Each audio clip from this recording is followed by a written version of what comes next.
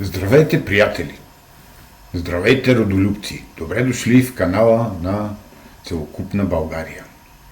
Това видео го правя извънредно поради ситуацията в Близки изток и по-точно терористичната атака на САЩ, която извърши срещу Иран. Там нещата изобщо не върват на добре.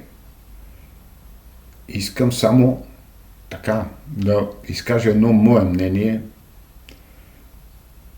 Вие дали ще го приемете или не, това вече е друг въпрос.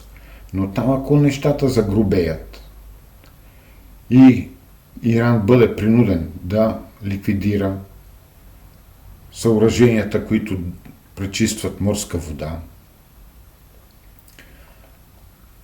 отделно рафинериите, които са около него, на Катар, на Саудитска Арабия,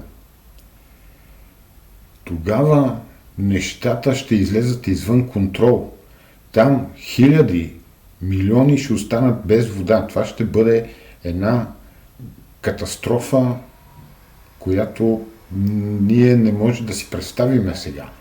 И отделно от това, тези хора ще тръгнат на някъде, защото без вода, както знаеме, не се живее.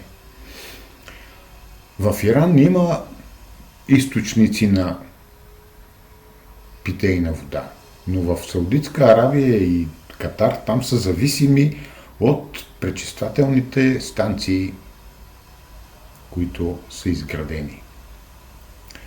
Отделно цените на всичко ще тръгнат стремително нагоре. Да се надяваме, че на Тръмпа, президента на Америка, ще му дойде акъл и ще спре с тези действия. Както и на Израел. Нетаняху също би трябвало да се замисли по този въпрос. Но специално за Нетаняху не съм сигурен дали той мисли изобщо. Защото той мисли само за себе си. Как да оцелее? Драги приятели, това беше накратко от мен. Да се надяваме, че нещата ще бъдат поставени на дипломатическата маса и там ще се реши.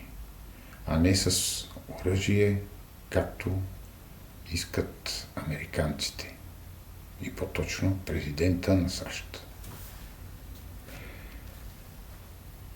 Драги приятели, родолюбци, мислете за България. Тя ни е единствената родина.